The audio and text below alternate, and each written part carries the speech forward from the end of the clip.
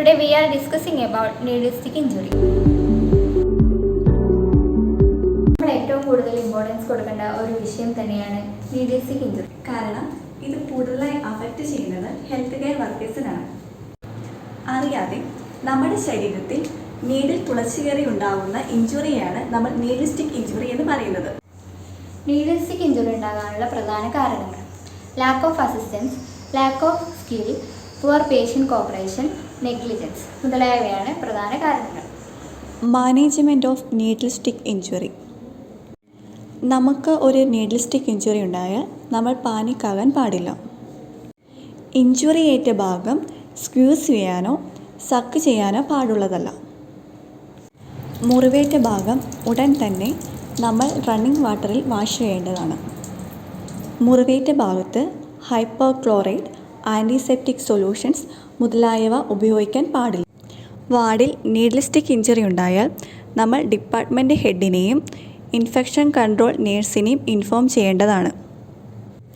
Incident report form fill ചെയ്യേണ്ടതുമാണ്. തുടർന്ന് കൂടുതൽ പരിശോധനയ്ക്കായി നമ്മൾ മെഡിക്കൽ ഓഫീസറിനെ കൺസൾട്ട് ചെയ്യേണ്ടതാണ്. മെഡിക്കൽ ഓഫീസർ എന്തെങ്കിലും ഇൻവെസ്റ്റിഗേഷൻസ് നിർദ്ദേശിച്ചിട്ടുണ്ടെങ്കിൽ അത് നമ്മൾ ചെയ്യേണ്ടതുമാണ്. Preventive methods of needle stick injury. Needles ഒരിക്കലും റീക്യാപ്പ് ചെയ്യാൻ പാടുള്ളതല്ല. പകരം ട്രേയിലിരിക്കുന്ന ക്യാപ്പിൻ്റെ ഉള്ളിലേക്ക് നീഡിൽ ഡയറക്റ്റായി കയറ്റിയാൽ മതി. ഉപയോഗത്തിന് ശേഷം നീഡിൽസ് പ്രോപ്പറായി ഡിസ്പോസ് ചെയ്യുക. ഏത് പ്രൊസീജിയർ ചെയ്യുമ്പോഴും പേഴ്സണൽ പ്രൊട്ടക്റ്റീവ് എക്യുപ്മെൻറ്റ്സ് യൂസ് ചെയ്യാൻ ശ്രദ്ധിക്കുക. പരമാവധി സേഫ്റ്റി നീഡിൽസ് യൂസ് ചെയ്യാൻ ശ്രദ്ധിക്കുക. നേരിട്ടുകൊണ്ടിരിക്കുന്ന ഒരു പ്രശ്നമാണ് നീഡിൽ സ്റ്റിക്ക് ഇഞ്ചുറി. നമ്മുടെ അശ്രദ്ധ മൂലമാണ് ഭൂരിഭാഗം കേസുകളും സംഭവിക്കുന്നത്.